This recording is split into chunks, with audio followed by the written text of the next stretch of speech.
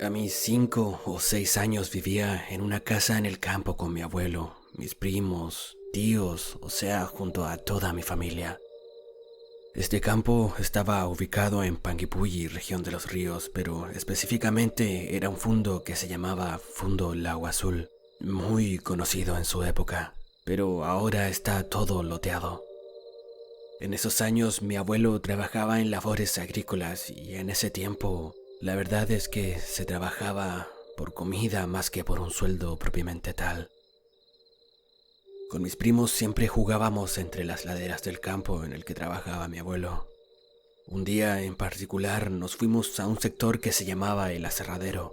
Ahí elaboraban madera dimensionada, por lo que había muchas rumas de aserrín y trozos de tablas. Para nosotros era atractivo como niños para jugar a las escondidas, ya que teníamos muchos lugares donde escondernos. Por mucho tiempo, durante el día en el aserradero trabajaban algunas personas, pero terminaron ocupándolo solo como bodega. Por lo general, siempre jugábamos a las escondidas a eso de las 6, 7 de la tarde, cuando ya empezaba a oscurecer.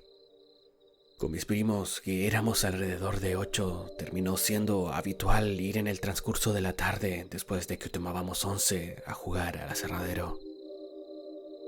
Una tarde como cualquier otra en la que jugábamos a las escondidas, con mis primos nos dimos cuenta de algo extraño.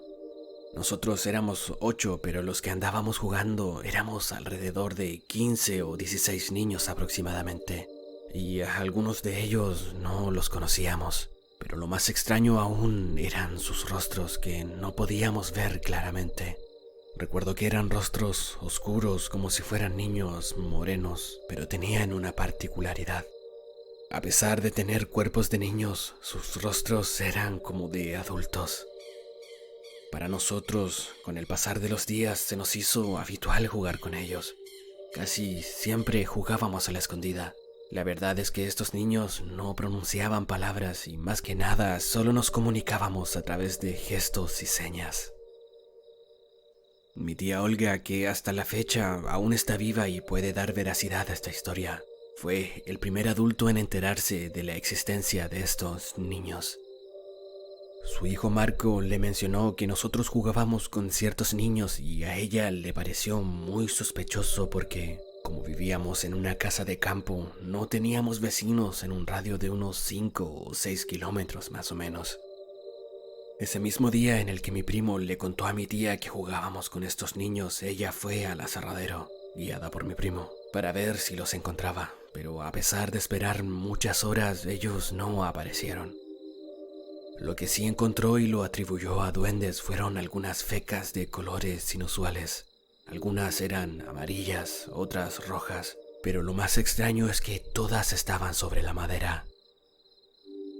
Fue mi tía quien se dio cuenta de que literalmente nosotros jugábamos con duendes. Todos en mi familia se pusieron en alerta y se adoptaron ciertas medidas en nuestra casa, pero la más terrible para nosotros fue que nos prohibieron ir a jugar al aserradero por las tardes. Para nosotros era muy tedioso porque éramos niños. Muchos de nosotros no íbamos al colegio, solamente los más grandes iban. Pero lo que desconocíamos como niños y por lo que los adultos estaban muy preocupados es que según las historias de campo, dicen que estos duendes atraen a los niños y se los llevan para hacerlos parte de su población. Desde el día en que nos prohibieron ir a jugar al aserradero, empezaron a ocurrir sucesos extraños en nuestra casa. A todos los primos nos encantaba ir a jugar al aserradero. La verdad es que la pasábamos muy bien, nos entreteníamos, nos reíamos y era nuestra principal forma de distraernos. Pero desde que nuestros padres descubrieron que jugábamos con duendes, todas las tardes nos encerraban a los 8 primos en una pieza. Nosotros mirábamos por la ventana y nos preguntábamos, ¿por qué se alarman tanto? Mis primos que eran más grandes decían, ¿por qué va a ser? Porque andamos jugando con duendes.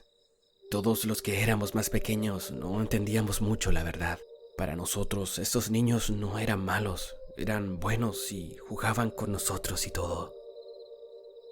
Pasaron los días y mientras estábamos encerrados en la pieza, a eso de las 7 de la tarde, cuando ya empezaba a oscurecer, veíamos como todos los días estos niños rondaban la casa. Creo que de cierto modo ellos nos extrañaban porque ya no íbamos a jugar con ellos y por eso se acercaron a nuestra casa. Desde el primer día en que los vimos rondar por nuestra casa empezaron las cosas extrañas. Cuando todos se acostaban a dormir, se escuchaba como alguien caminaba por nuestra casa. Se escuchaba también cómo se movían las ollas y que alguien daba el agua sin que hubiera nadie en la cocina y apagaban el chonchón. Una especie de lámpara que es un tarro con una mecha y que funcionaba con parafina, porque en esos años no había luz eléctrica. Estas y muchas otras situaciones extrañas fueron las que hicieron tomar medidas a mi abuela. Empezó con sahumerios por toda la casa para que estos seres se alejaran y la verdad es que ocurrió todo lo contrario. Estos niños o sombras de ellos ya no solo los veíamos fuera de la casa, ahora los veíamos también dentro de ella. La casa de mis abuelos se dividía en dos partes. El primer piso donde estaba su habitación y dos habitaciones más que eran usadas por las familias que contribuían con dinero para la casa, y estaba también el segundo piso, en el que no había habitaciones, solo había muchas camas en las que dormíamos todos los demás que vivíamos en la casa. Algunos de mis primos que vivían en el segundo piso, mientras dormían, los molestaban. Los despertaban con palmazos en la cara o con rasguños por su cuerpo, lo que hacía que algunos despertaran llorando, y las noches terminaron convirtiéndose en un calvario. Estos golpes y rasguños eran atribuidos a los duendes por mi familia, pero la verdad es que este tema no se comentaba mucho, principalmente porque nuestra familia trataba de protegernos y decían, no sé, que eran almas que penaban en la casa. Pero nosotros sabíamos lo que eran. Sabíamos que eran duendes. Por lo general yo dormía en las piezas de abajo. Ahí la verdad es que no había mucha actividad, creo que era porque las habitaciones estaban cerradas y quizás para los duendes era más complicado entrar. Pero un día ocurrió una situación muy extraña. En la habitación en la que dormía con mi mamá y una tía que lamentablemente ya falleció, se metió un duende. Yo lo vi. Estaba encima de mi tía intentando asfixiarla y ella no podía gritar. Yo desperté a mi mamá y le dije que había un niño arriba de mi tía. Mi mamá, llorando y gritando, llamó a mi abuelo, que sabía mucho acerca de duendes, hadas, espíritus y brujería como todo hombre de campo, y cuando entró en la pieza, él también vio al duende aplastando a mi tía. No lo dudó por un segundo y lo agarró con su mano izquierda. El duende intentó liberarse, le rasguñó los brazos a mi abuelo y literalmente terminaron agarrándose a combos. El duende empezó a tirarle cosas que habían encima de un velador. Se le tiró encima a mi abuelo. Trató de asfixiarlo agarrándolo del cuello, pero mi abuelo seguía defendiéndose solo a combos, hasta que lo agarró literalmente del cuello y le gritó a mi mamá que abriera la ventana. Mi mamá lo hizo y mi abuelo lo tiró para afuera. Después de esa noche, nadie en mi familia hizo algún comentario. Lo que pasó fue bastante fuerte. Al menos para mi mamá y mi tía, ver a este duende descontrolado atacándolos fue realmente impresionante. Con mis primos más grandes hablamos sobre lo que había pasado y llegamos a la conclusión de que, claro, estos duendes se enojaron porque ya no podían jugar con nosotros. A lo mejor éramos su único pasatiempo.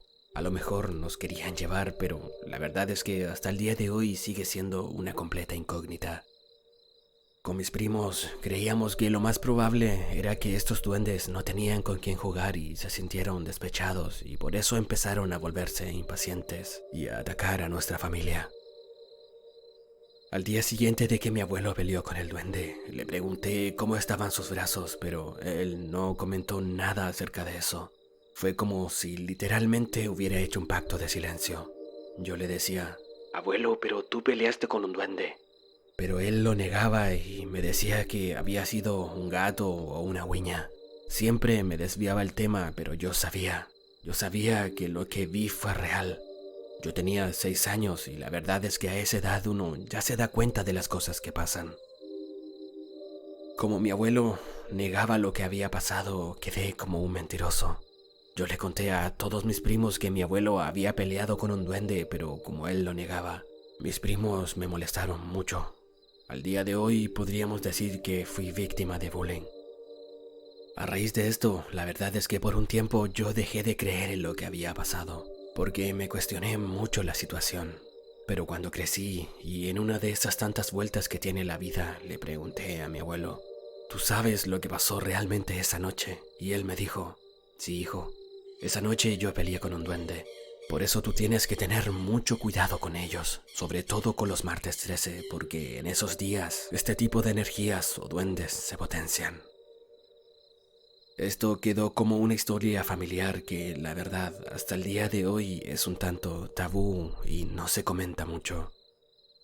Si bien hoy en día ya no hay muchos avistamientos sobre duendes porque en realidad la población y la tecnología ha avanzado mucho, yo comparto esta historia de mi familia con ustedes porque en realidad creo que este tipo de historias no deben perderse.